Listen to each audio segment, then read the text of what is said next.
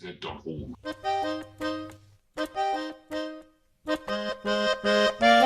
Eh merde, j'y comprends rien. Qu'est-ce qui t'arrive? Ben tu sais comme tout le monde que l'humanité s'est souvent divisée en deux parties distinctes. Oui, la bourgeoisie et le prolétariat aux intérêts antagonistes. Eh bien figure-toi que ça ne leur suffisait pas. Une autre forme d'oppression scindait l'humanité en deux pour opposer les hommes aux femmes.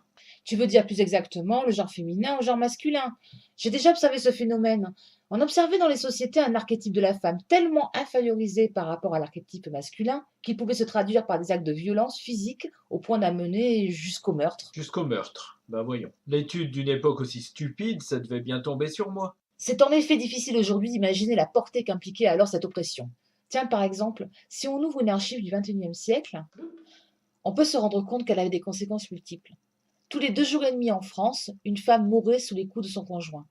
Et cela se passait en 2014. En 2014, on n'est plus dans une société primitive. Et c'est ça qui est dingue, il est fort à parier qu'un tel niveau de violence surpassait celui rencontré dans les sociétés primitives. D'après les archives, on sait qu'à cette époque, 700 millions de femmes étaient mariées de force avant leur âge adulte. En France, c'était une femme sur trois qui avait été agressée au moins une fois au cours de sa vie. Regarde les données économiques de 2011. On observe le même constat.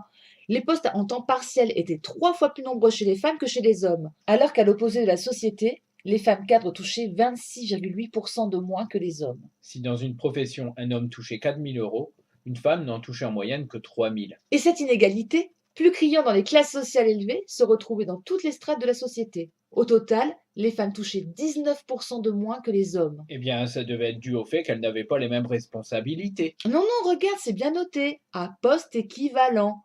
Ça voulait dire par exemple qu'un agent de prévention de la brigade anticorruption aurait touché environ 1/5 de plus que sa collègue. Ouais, enfin, cette profession n'existait pas à l'époque, évidemment. Évidemment. Et il y avait tous les ingrédients pour provoquer un mouvement de remise en cause. Oui, le féminisme, qui se donnait l'objectif d'abolir cette forme d'oppression.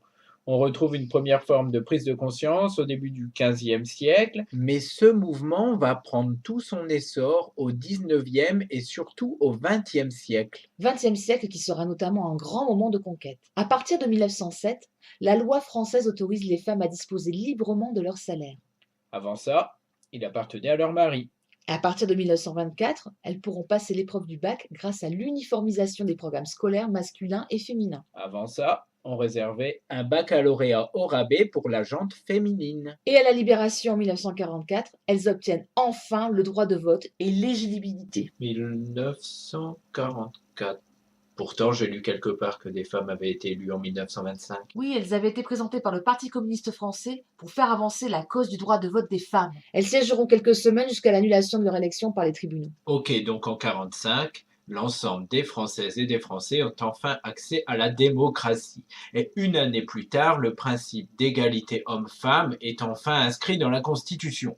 Pourtant, on n'en est qu'aux prémices des lois permettant une réelle égalité. Parce que toutes les belles intentions gravées dans le marbre des institutions ne suffisent pas à altérer les inégalités réelles entre les hommes et les femmes. Oui, pour cela, il va falloir du concret, et ça va commencer par le nerf de la guerre. En 1965, la réforme des régimes matrimoniaux qui va permettre aux femmes d'ouvrir un compte en banque et de percevoir un salaire sans l'autorisation de leur mari, figure-toi.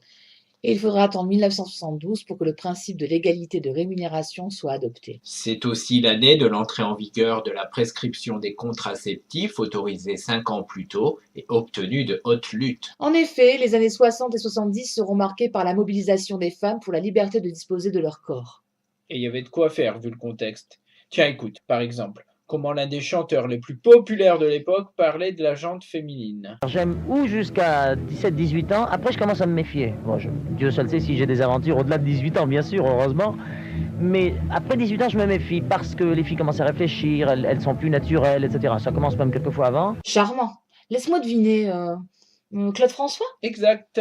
Quoi qu'il en soit, cette aspiration à la liberté de disposer de son corps aboutira en 1975 à la loi Veil autorisant l'interruption volontaire de grossesse. Les années 80, 90 et 2000 continueront à voir émerger des lois en faveur de l'égalité homme-femme.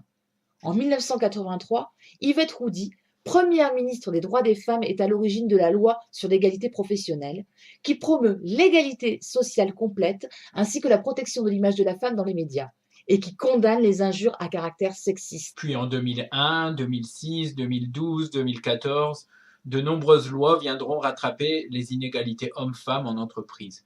Et pourtant, suite à l'ensemble de ces lois, les femmes gagnaient toujours 19% de moins que les hommes en 2014. Quelle était la cause d'un phénomène d'une telle ampleur?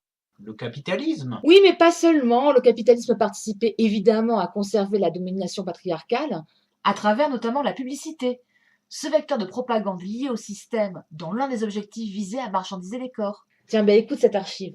Chérie, ils ont pas changé de voiture, les voisins? Ben non, un Opel Zafira et un Opel Agila. Mais si! Hier, il y avait 7 sièges dans la grande et maintenant, il y en a plus que 3. Et puis dans la petite, il y avait 4 sièges et maintenant, il y en a plus que 2. Mais non, chérie, c'est comme dans notre Meriva. On peut faire tout ce qu'on veut. Tu vois, c'est très simple. Ah, vous avez changé de voiture? Oui. Non, on n'a pas changé de voiture. Ah non, non. Ah bon? Oui, le prétexte de la vente d'un véhicule permet d'attribuer le rôle de l'idiote au genre féminin, tandis que l'homme est détenteur du savoir. Il faut imaginer qu'à cette époque, les publicités sont partout, dans chaque média, sur chaque abribus. Et en encaissant ce type de message à tous les coins de rue, les femmes ne pouvaient pas compter sur le capitalisme pour s'émanciper. Mais le système économique n'est pas l'unique cause des oppressions faites aux femmes.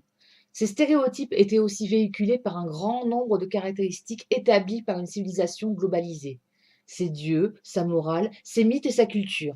Or, la civilisation occidentale s'était justement construite autour de mythes définissant la création originelle d'une femme responsable de tous les malheurs du monde, qu'il s'agisse d'Ève dans la Genèse ou de Pandore dans les Travaux et les Jours d'Hésiode. Même constat en Orient où le Yiking, le plus ancien des textes chinois, était on ne peut plus clair quant au rôle que la femme était censée tenir dans la société chinoise. La situation correcte pour la femme est à l'intérieur. La situation correcte pour l'homme est à l'extérieur.